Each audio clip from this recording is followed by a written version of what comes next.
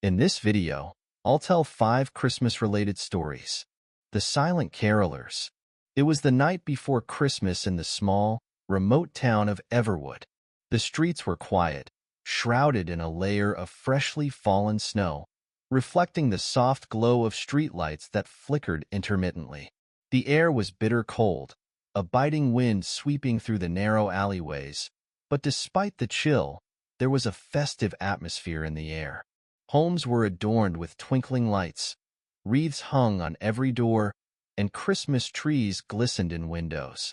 Inside a cozy house at the far end of the street, a family sat huddled by the fireplace, enjoying their Christmas Eve traditions. The laughter of 2 young children, Sarah and Ethan, filled the room as they eagerly awaited the arrival of Santa Claus. The aroma of freshly baked gingerbread cookies and mulled wine wafted through the air, creating a perfect holiday scene. But there was something off. As they sat there, their father, Thomas, couldn't shake the feeling that something was wrong. The usual sounds of Christmas carolers walking the streets, voices blending in harmony, laughing as they sang, were conspicuously absent. "Where are the carolers?" he murmured, staring out the window into the snow-covered street. "They're probably all at the church," his wife, Emily, replied, glancing up from the puzzle she was helping Sarah complete.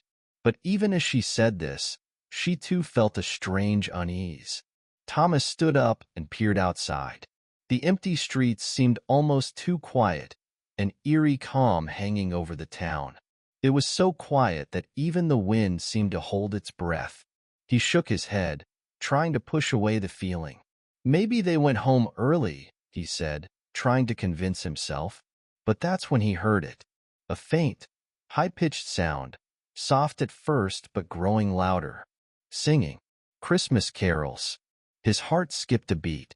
He looked at the clock. It was already past midnight, way past the usual time for carolers to be out. And yet, the voices were unmistakable. Thomas's curiosity tugged at him. He stepped outside, his boots crunching in the snow as he made his way down the street. The carols grew louder, a hauntingly beautiful melody, but there was something unsettling about it. The singers' voices were perfectly in tune, but they didn't sound human.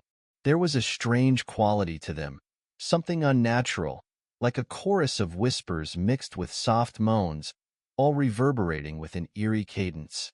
He turned the corner, his breath fogging in the cold night air. That's when he saw them. A group of figures stood at the end of the street. They were dressed in tattered, old-fashioned clothing, their faces obscured by heavy hoods.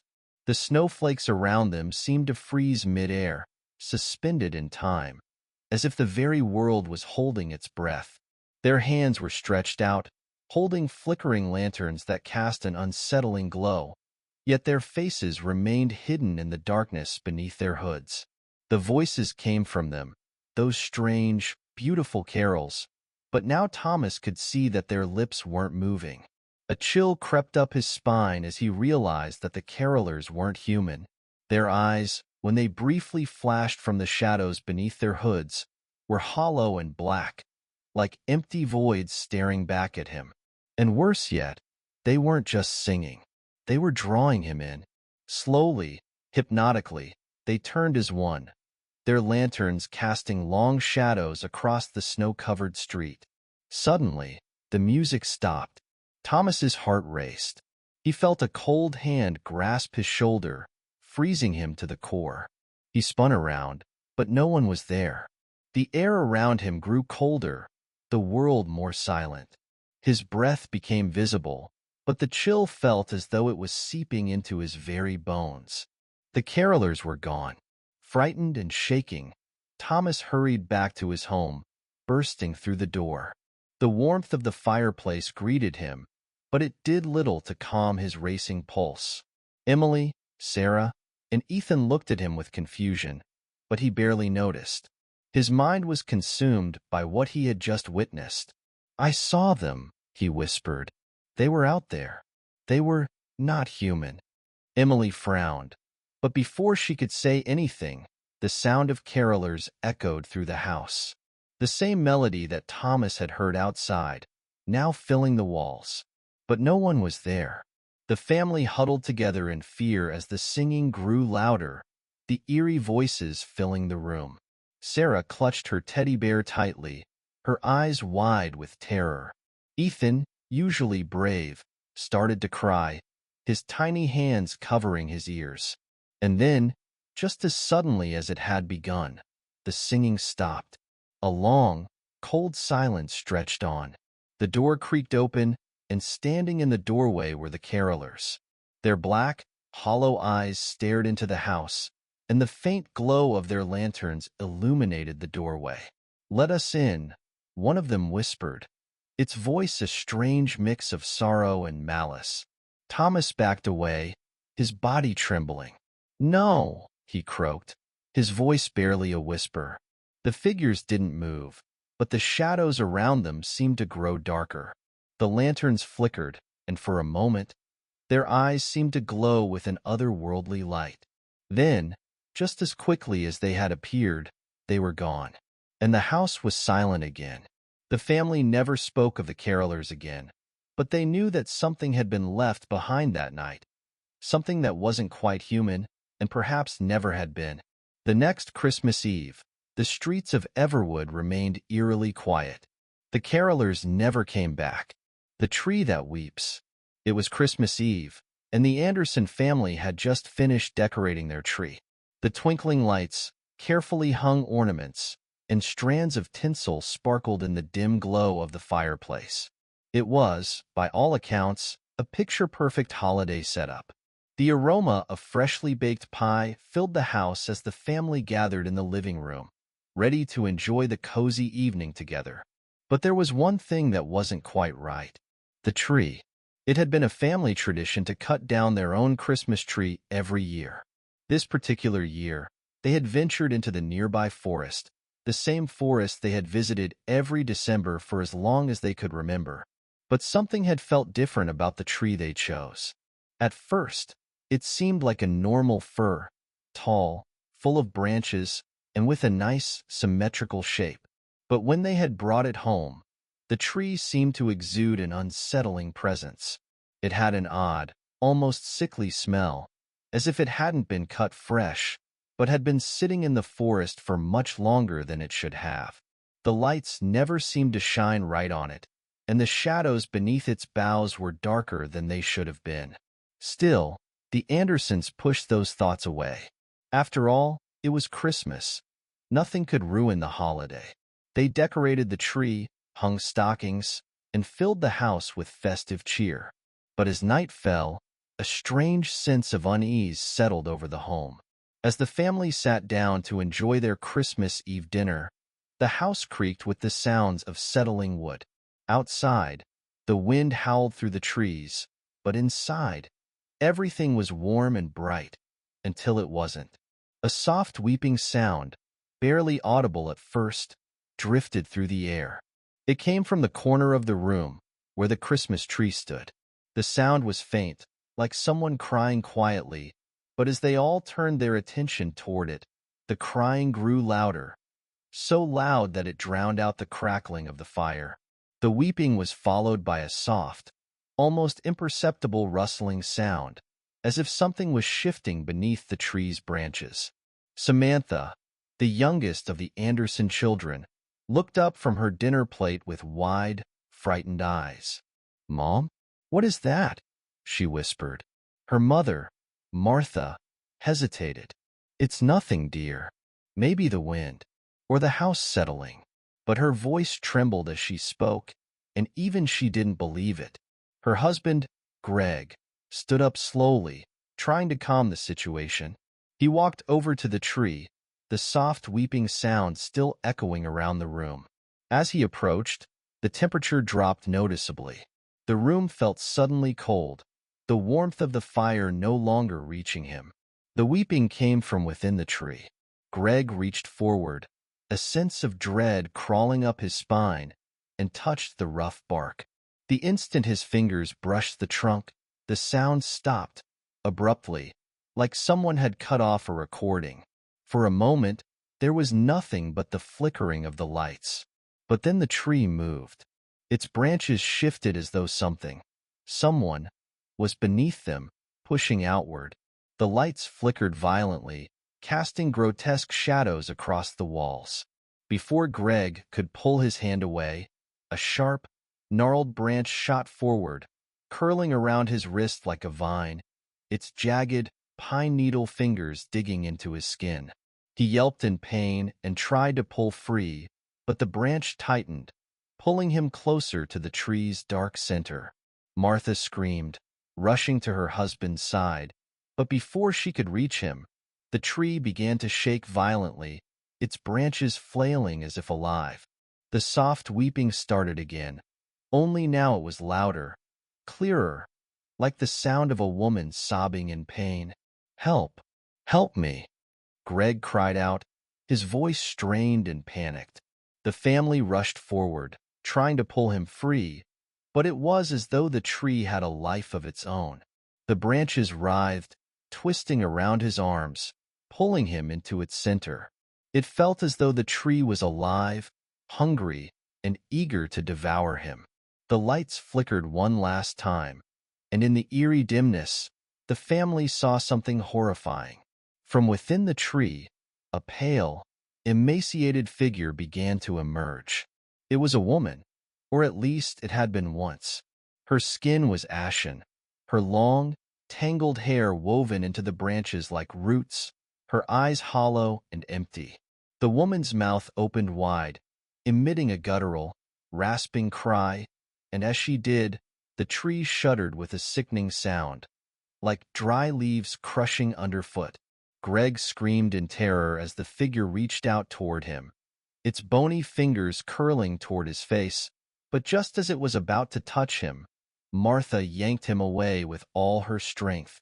They stumbled backward, and for a moment, it seemed as if the tree had paused, as if it had been watching them, calculating its next move. The room was silent, save for their ragged breathing. The weeping had stopped again, and the tree, now eerily still, loomed over them, as though nothing had happened. Greg's wrist was covered in deep scratches from the tree's spiny branches, but they could see no trace of the woman who had emerged from it. For a moment, the Andersons simply stood there, unable to speak, unable to process what had just occurred. But then, as if to confirm that the nightmare had not ended, the weeping returned. This time, it was louder than ever. But this time, it wasn't coming from the tree. It was coming from the attic. The family fled the house, abandoning their Christmas tree and everything they had known. No one would ever return to that house again. In the years that followed, the Andersons would hear the stories. Stories of the tree that weeps, stories of the woman who had been trapped within its branches. The house was abandoned soon after they left, but no one dared to cut down that tree again. It remained, standing tall in the forest, watching, waiting. And every Christmas Eve, the weeping could be heard on the wind. The gift that never stops giving. It was Christmas Day, and the Thompson family had just finished their Christmas dinner. The fire in the hearth crackled, the room filled with warmth, and the scent of pine and cinnamon lingered in the air. Their cozy home was decorated with wreaths, stockings, and the most beautiful Christmas tree they had ever had. Presents were piled high under the tree, with ribbons and bows gleaming in the soft glow of the lights.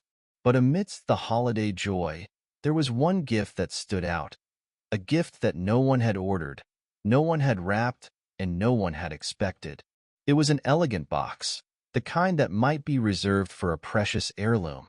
It sat under the tree, nestled among the other gifts. Its surface was smooth, glossy, and black, and it bore no label, no name. "Whose is this?" asked Clara, the youngest Thompson child, her voice full of curiosity.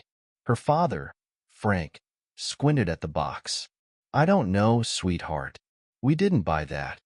It was a strange feeling, almost as though the box had appeared out of nowhere. Frank had a nagging sense of unease, but he brushed it aside. It was Christmas, after all, and there was no reason to spoil the festive mood. As the evening went on, The family exchanged gifts and laughter, but the box remained untouched.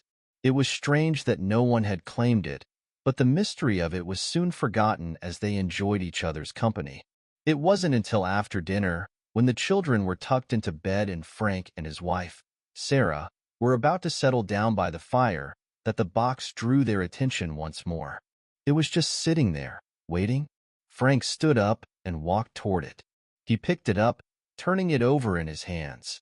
It was heavier than it looked, and there was a faint, unsettling hum coming from within it.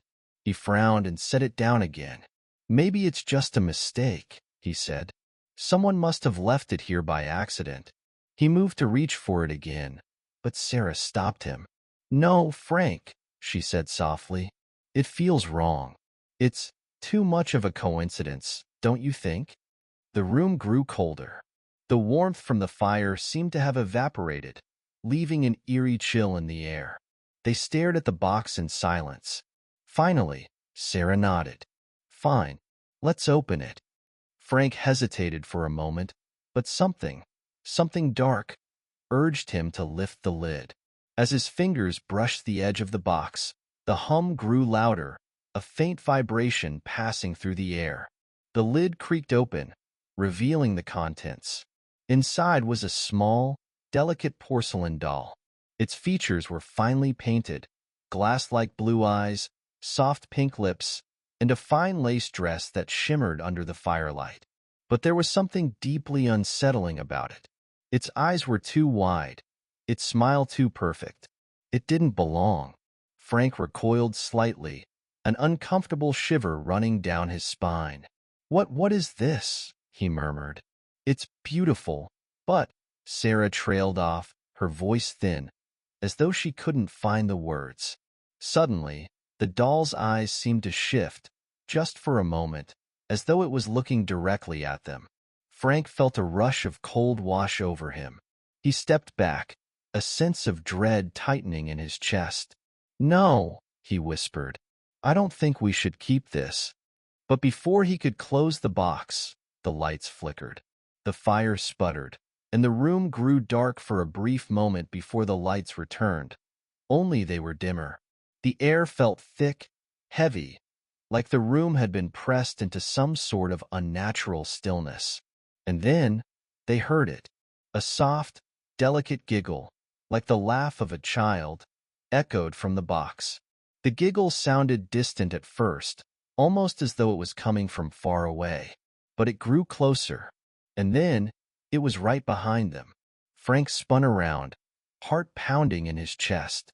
The room was empty, nothing out of place. But the giggle persisted, louder now, as though it was coming from all directions. "Sarah, do you hear that?" Frank said, his voice tight with fear. Sarah's eyes widened in terror. It's coming from the doll." As if on cue, the porcelain doll's eyes shifted once again. This time, they didn't just look. They watched, slowly and deliberately. It was as though it had come to life, and Frank could almost feel its gaze on him. A deep, malevolent presence, a creeping sense of being hunted. He dropped the box, and the doll fell to the ground, its tiny head lolling to the side. "Get it out of here," Sarah demanded, her voice shaky, but Frank couldn't move. Something held him in place, a weight pressing down on his chest. His mind raced. He had to do something.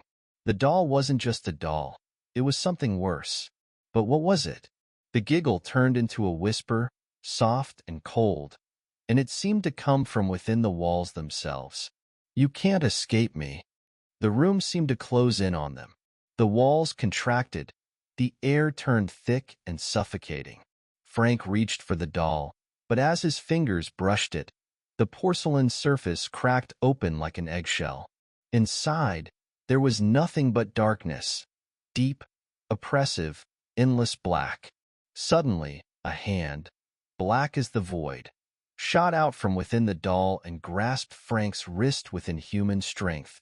The skin on his arm burned as if fire had touched it, and he screamed in agony. Sarah screamed too, rushing to pull him away, but it was no use. The hand tightened its grip, dragging Frank toward the doll, pulling him toward the dark void inside it. And then, silence. The lights flickered one last time, and the doll was gone.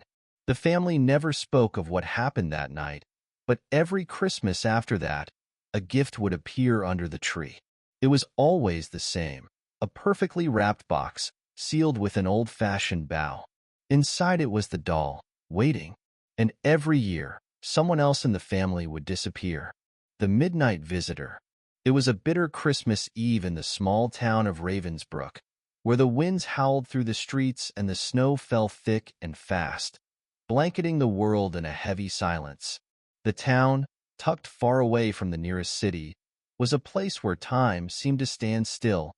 Old brick houses lined the streets, their chimneys puffing thin trails of smoke into the icy air, and every house was decorated with festive lights and wreaths. The Petersons, Ben, his wife Lucy, and their two children, Sarah and Max, had just finished their Christmas dinner, a spread of roast turkey, mashed potatoes, and sweet pies. They sat by the fire, drinking hot cocoa, surrounded by presents wrapped in paper and ribbons, the tree sparkling with lights. The crackling of the fire, the occasional clink of a spoon against a mug, and the gentle hum of Christmas carols from the stereo were the only sounds in the house. It was peaceful, and yet there was a feeling in the air that something was about to disrupt that peace. Ben had noticed it first, something strange about the wind. It wasn't the usual winter breeze that whispered through the cracks in the walls. This was a forceful gust, slamming against the windows with an unsettling violence. The shadows outside the house seemed to shift unnaturally, as though something, or someone, was lurking in the darkness. But Ben had chalked it up to the storm. It wasn't until the clock struck midnight that the real horror began. The house fell completely still. The fire crackled once, and then there was silence. The wind outside stopped. Even the soft hum of the stereo had died. Ben rose from his chair, uneasy. The entire room felt heavy, as though the very air was thickening around them. Lucy, too, seemed on edge. She glanced nervously at the windows. "Ben, did you hear that?" Ben furrowed his brow. "It's just the wind. It's probably worse outside than we realize. We should head to bed soon. Let the kids sleep." But before Lucy could respond, a knock echoed through the house. It wasn't the gentle knock of a neighbor or friend. It was a firm, sharp rap, and it seemed to come from the back door. Ben froze. Who could that be? At this hour? Lucy looked at him, eyes wide. "We're in the middle of a snowstorm. No one's out there." "I'll check," Ben said, though he didn't feel entirely sure about it. He slowly made his way to the back door. Each step seemed to echo through the empty house, the sound amplified by the unnerving silence. When he reached the door, he hesitated, his hand resting on the knob. Another knock, louder. With a deep breath, Ben turned the handle and opened the door. Nothing. The wind was still. The yard was covered in snow, the faint glow from the house casting long shadows across the ground. No footprints led up to the door. No one was standing there. Ben stepped outside, a shiver creeping up his spine. What the hell? He scanned the yard, but there was no sign of anyone. Just the barren trees swaying slightly in the wind, the snow falling softly around him. A voice, a soft, melodic voice, broke the stillness. "Let me in." Ben spun around. There, standing in the distance, at the edge of the yard, was a figure. A man, tall, dressed in dark clothes, his face obscured by the shadows of the night. His hands were buried deep in his coat pockets, and he stood motionless, watching Ben intently. "Who are you?" Ben called, his voice shaking despite himself. The figure didn't answer. He just stood there, staring. "Who are you? What do you want?" Ben's voice was louder now, his unease growing. Finally, the figure took a step forward, his boots crunching softly in the snow. "Let me in. It's cold out here. Let me in, and I'll leave you in peace." Ben hesitated. The words felt strange, unnatural. He felt an overwhelming urge to close the door and lock it. The man's eyes glowed faintly in the dark, too bright, too unnatural. "I'm not letting you in," Ben called out. "Go away. There's nothing for you here." The figure didn't move. Instead, he spoke again, his voice barely audible, but somehow carrying across the yard. "You'll regret it. You'll all regret it." Ben's heart skipped a beat. The words felt like an omen, like something dark was stirring in the night. "No," Ben shouted. "Leave. Now." The figure smiled, wide, stretching unnaturally across his face, far too wide for a human. His teeth were long and sharp, gleaming in the moonlight. The air around him seemed to pulse with energy, a deep, vibrating hum that made Ben's stomach churn. Suddenly, the man was no longer standing at the edge of the yard. He was there, in front of Ben, so close that he could smell the cold, the rot, the decay emanating from him. The man's eyes, now glowing a deep, fiery red, stared directly into Ben's. There was nothing human about them, nothing alive. "Let me in." The door slammed shut behind Ben. The man's voice seemed to echo inside his head, filling every corner of the room, the walls, the floors. Ben backed away, breathing heavily. He turned to run, but as he did, he saw something that made his blood freeze in his veins. The figure was no longer outside. He was inside the house, standing in the hallway. Ben screamed. Lucy rushed into the hallway, her eyes wide with panic. But the figure, now fully inside, didn't move. He stood there, his eyes glowing, his grin widening. The air was thick with the presence of something old, something evil.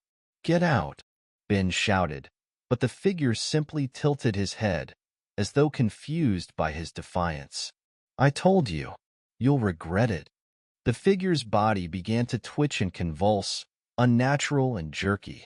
His limbs elongated, twisted at impossible angles, until his body was nothing but a mass of contorted shapes, as though his form was not meant to exist in this world. His mouth opened wide, and an unearthly howl filled the air, a sound that ripped through the house, vibrating the very foundations. Ben grabbed his family and ran, but it was too late. The house began to collapse in on itself, walls cracking, the floor splintering underfoot. Every room was filled with the figure's presence, his laughter, deep and hollow, echoing endlessly through the collapsing walls. In the end, the Petersons never made it out. The next morning, the snowstorm had passed. Ravensbrook was calm again. The Peterson house stood, empty and silent. The door was wide open, the inside of the house completely destroyed. The furniture was overturned, the walls shattered, and in the center of the living room, amidst the ruins, was a single footprint, leading straight to the door. No one ever spoke of the midnight visitor again. But every Christmas Eve, the wind in Ravensbrook picks up, howling through the empty streets. And sometimes, just sometimes, someone hears a voice on the wind, soft and sweet, whispering, "Let me in." The Christmas bell. The town of Eldergrove was always peaceful on Christmas Eve, with its winding cobblestone streets lined with quaint cottages adorned in festive lights. It was the kind of place where time seemed to slow down, and every corner seemed to hold a secret from the past.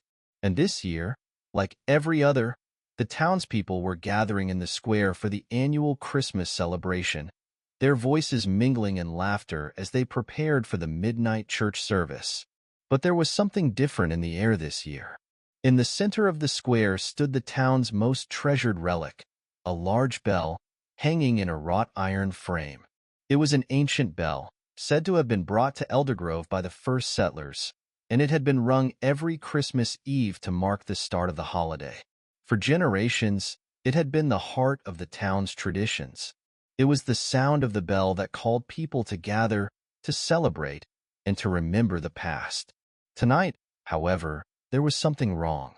Anna, A young woman who had just returned to Eldergrove after years away stood at the edge of the square, watching as the town prepared for the midnight bell to toll. She hadn't been back in years, not since she had left for the city. There had been things she wanted to forget, things that had happened just before she left. The death of her mother, the mysterious accident that had taken her father's life, and the strange disappearance of her younger brother, Michael, a year later. She hadn't come back to remember those things. She had come back because something was drawing her in, a pull she couldn't explain. When she had received the letter, a letter postmarked from Eldergrove with no return address, she had been compelled to return. It was an invitation to the midnight service, with the strange note at the bottom. "The bell will toll for you, Anna. Come and hear the truth." Anna had almost thrown the letter away, but something had stopped her. And now, here she was, standing in the square, the cold air biting at her skin as she watched the townspeople gather in front of the old church, unaware of the chill creeping over her spine. The bell tower loomed over the square, a dark silhouette against the night sky. The bell was supposed to ring at midnight, but something had already felt off. The church bell, usually calm and rhythmic, had begun to toll earlier that evening. Not the usual cheerful peal of a festive bell, but a deep, unsettling sound. It was as though the bell had been trying to warn them, a cry from some deep, ancient place beneath the earth. Anna felt her heart race as she moved closer to the church.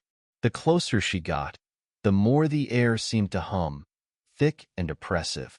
A sudden gust of wind whipped through the square, and the bell tolled again. This time, the sound was different, louder, harder. It felt wrong, as if something was forcing it to ring, something unnatural. Anna's gaze shot upward, her breath catching in her throat. The bell was swaying slightly, and though there was no breeze to move it, it rang again, a hollow, mournful sound. And then, she saw it. A figure stood at the top of the bell tower, cloaked in shadow. Its presence was heavy, ominous.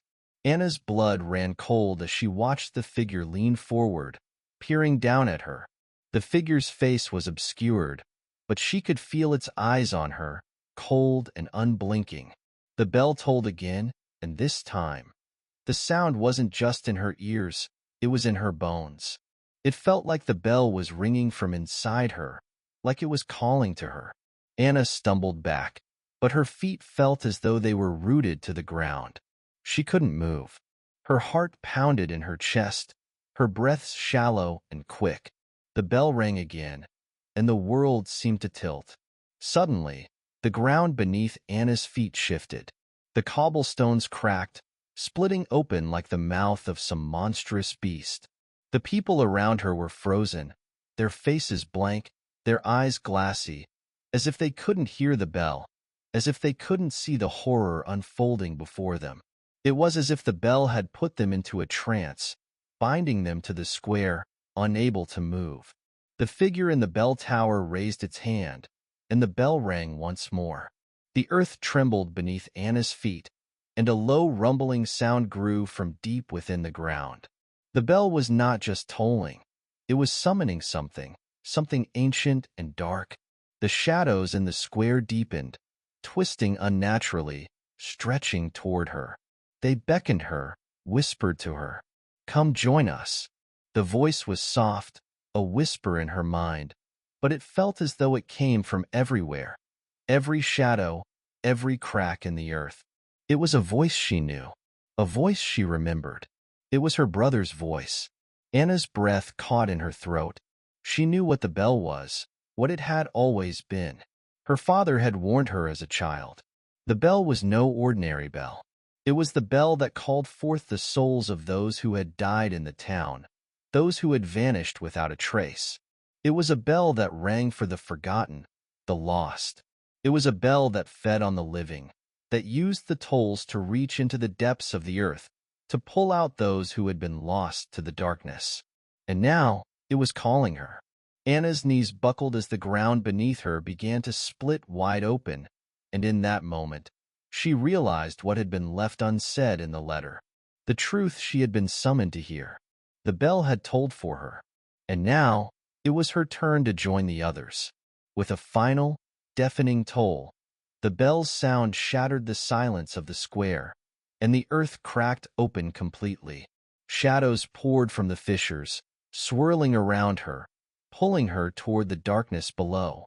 As she was sucked into the abyss, her last thought was of her brother, Michael, who had disappeared all those years ago. She hadn't found him in the city. She hadn't found him anywhere. But now, she would join him. They would be together again, in the depths, beneath the tolling of the cursed bell. The bell rang one final time, and then there was nothing.